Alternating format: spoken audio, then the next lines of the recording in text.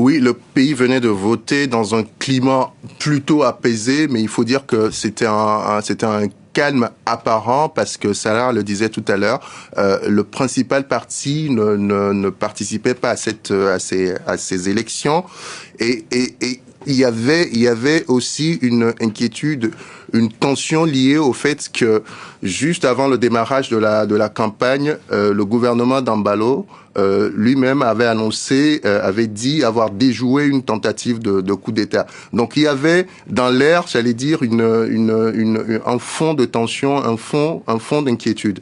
Mais vous savez, l'histoire de la Guinée-Bissau est malheureusement celle-là. C'est une histoire tourmentée. On parle d'une dizaine de coups d'État depuis les indépendances. Une dizaine de tentatives de coups d'État. Embalo lui-même, depuis qu'il est au pouvoir en 2020, dit avoir essuyé 3 tentatives de coups d'État. Et donc, on est dans ce contexte-là.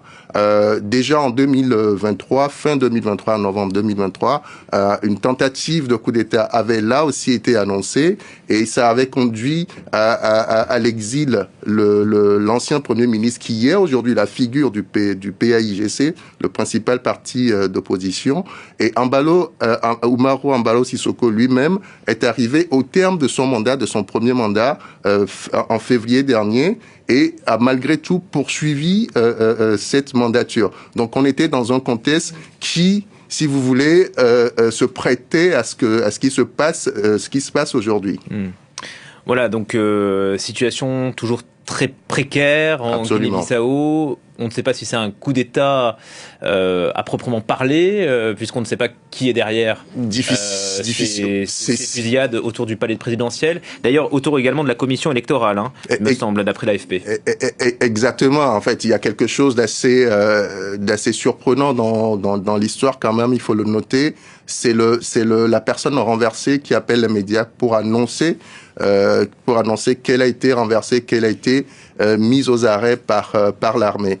Donc, ça soulève énormément de questions, sachant qu'on est dans un contexte où on attend les résultats d'une présidentielle qui devait permettre au pays de renouer avec une forme de stabilité. Je le disais, c'est un pays qui a connu énormément de coups d'État. C'est un pays qui a été classé comme un pays narcotrafique par les Nations Unies. Et donc, il y avait cette quête de stabilité politique et institutionnelle, et qui semble aujourd'hui être remise en cause, ou du moins vacille encore une fois. D'ailleurs, le chef de la mission d'observation de la CEDEAO, la Communauté économique des États d'Afrique de l'Ouest, avait lui-même salué le bon déroulement de l'élection présidentielle et législative de dimanche dernier, ce qui est plutôt rare dans ce pays. En 2019, lors de la dernière présidentielle, il y avait eu des tensions. Absolument. Et la campagne, encore une fois, s'est déroulée presque normalement. Et même normalement, j'allais dire. Il y a eu un fond de débat entre le président sortant, Sissoko Embalo, qui s'est présenté comme un président bâtisseur, mettant en avant le fait d'avoir construit un aéroport, d'avoir construit des routes. Et face à lui, Fernando Diaz, qui est soutenu par le PAIGC, qui défend la lutte contre la pauvreté, qui a vendu un programme fondé sur la relance de l'agriculture. Vous savez, l'agriculture, c'est la principale activité économique de la Guinée. La Guinée exporte essentiellement des noix de cajou.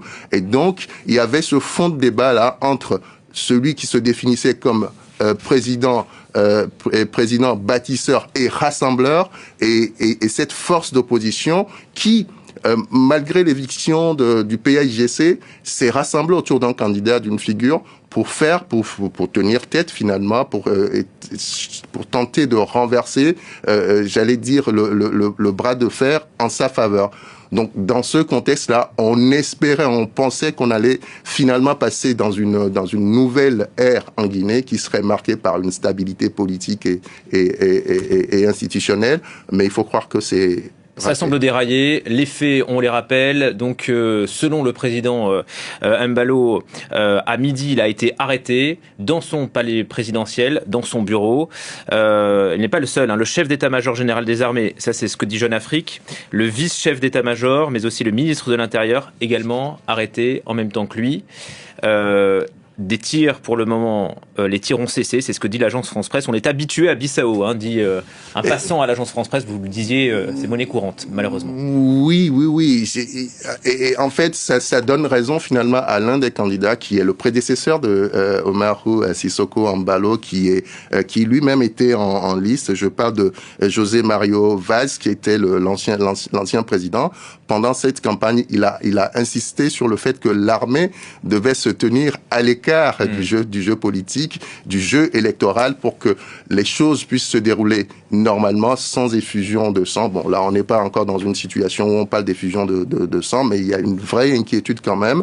Mais il faut croire que c'est raté et que l'armée, encore une fois, intervient dans l'histoire politique de ce pays. L'histoire serait